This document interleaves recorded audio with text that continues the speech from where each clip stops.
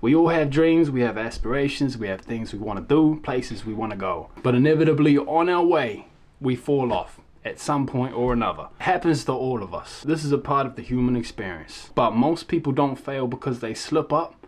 They fail because of what they do after they slip up. Sometimes the self-punishment that we put on ourselves for making these mistakes, these human errors, right? We're a spirit with goals and whatever else, but we're also a fleshly, worldly being, and we get sucked into the enjoyment of hedonism and worldly pleasures. It happens. But self-punishment is a frequency killer. When we punish ourselves excessively, we fall off the matching frequency of that which we desire. Through this self-hatred, through this blame, the guilt and the shame, the pain. Nice one, buddy. When we do that, the feelings and the emotions and the way that we talk to ourselves and the way that we put the blame on our shoulders sinks into our subconscious. It's in there, man. And there's a quote, never speak ill of yourself because the warrior inside you hears it and is listened by your words. Something to that effect. I like to think of it this way. I'm responsible for taking care of a child, and that child is me. I can't crack the whip on this kid all the time without him rebelling, because I have a rebellious nature, and we can rebel against ourselves sometimes, right? Especially if like there's no reward. It's just like, yeah, get up, mate. 5 a.m, have a cold shower. Yeah, mate, hit the road, go for a 10K. Come back, yeah, do something. Like, look, man, that's powerful and it's effective. You can goggins your way through a lot of stuff in life. But you also have to treat yourself like you are effectively your own caregiver, your own father. And what's the right amount of punishment for a child? Another thing that happens when we punish ourselves emotionally is that our subconscious begins to associate whatever this goal is with pain, with frustration, with like all these kind of dark and gnarly energies and feelings. If you fall off and then you continue to procrastinate on the task that you were once on alignment with, it grows like a black mass. We're looking the other way now. We're no longer engaged.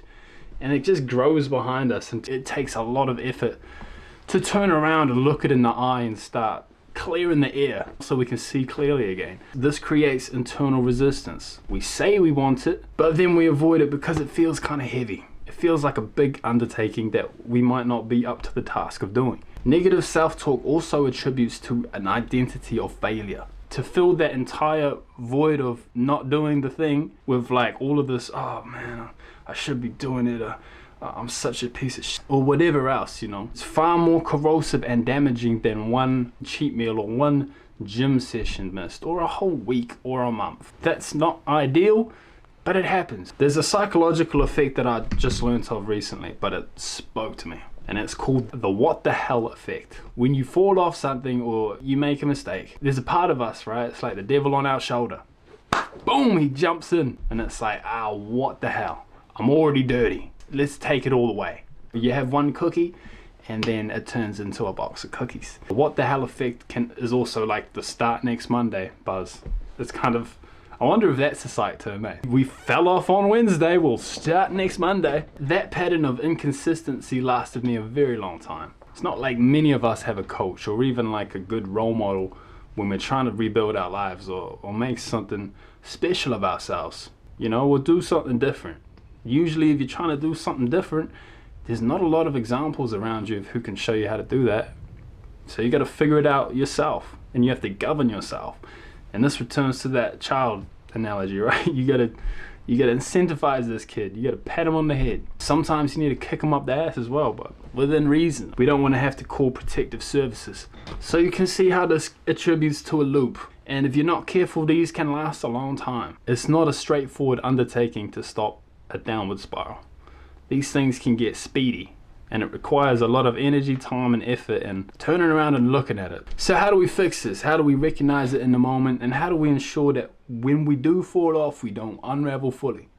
No more what the hell. Maybe a little what the heck. We can peer in the door, but we don't have to enter. So here's the easiest reframe that can help you no longer fall into this spiral, right? Simple rule.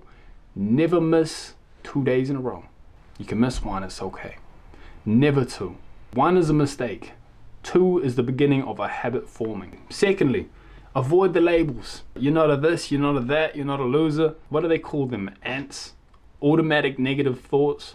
It's a little bit old school, slightly cringe, but you gotta squash the ants the second that they arise. The more you allow them to fester, the more they breed.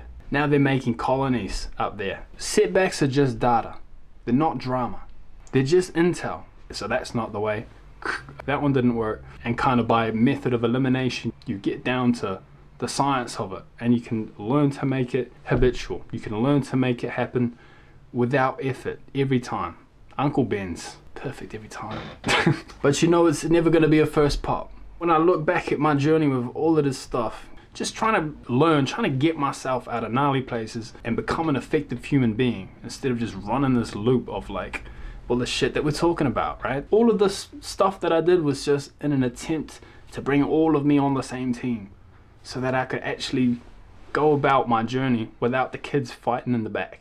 I don't like that. That's poetic. And suffice to say, it didn't happen overnight. It took 10 years to get to a point of actually being consistent, actually being disciplined. It's like a million tiny little tweaks along the way until you iron out the details and you learn what to avoid. You learn what might trigger you. For me, one of the most common ways that bad habits work themselves back in my life is like the celebration. You've been on point for a wee while, things are looking good, and you're like, man, shit, I've earned a break. I'm gonna put my feet up. We've earned that, but sometimes it's a matter of environment. If you're in a drinking environment where things go down, there are women, there are intoxicants, there are cigarettes floating about, the music's loud. It's like, yeah, I don't know, maybe this is a personal thing. But for me, it's just better to avoid this kind of stuff altogether. I don't even want to open the door. Just leave it closed. I'm not even tempted. I'm not even looking at it, but if it's slightly ajar. What's going on back here? I think I want in. Another way that bad habits sometimes work their way back on my life is my artistic side, my creative side. When I get real strict and stern and like disciplined on stuff, part of me rebels and it's like, man, I need a little bit of chaos. I need to spice things up a bit. This chicken is dry. And then I go and marinate. But you know what I mean? I get saucy. I start, next minute, you're lost in the sauce. You're lost in the sauce. And then the self-punishment. And then the, oh, what the hell? Start next Monday.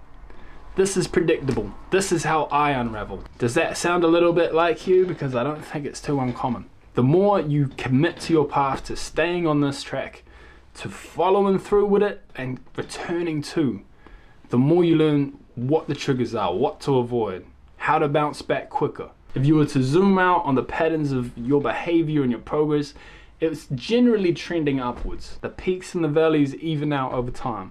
And that's what your task is to keep showing up no matter what. Holistically, from the big picture, you always get back on the horse. Always. You win some, you lose some, but you always play the game. Forgive yourself quickly. Amnesia pill. Wake up the next day. It's a new dawn. It's a new day. If you have questions, fire them in my DM. Fletcher the Fool on Instagram or even TikTok. That would be fun for me. Don't forget to like and subscribe. Share it. Hit the little bell. This is how it's done. One brick at a time. Sometimes you lay a brick a little crooked. Sometimes your mortar's not got enough water. It'd be like that. But you win some, you lose some. You always play the game.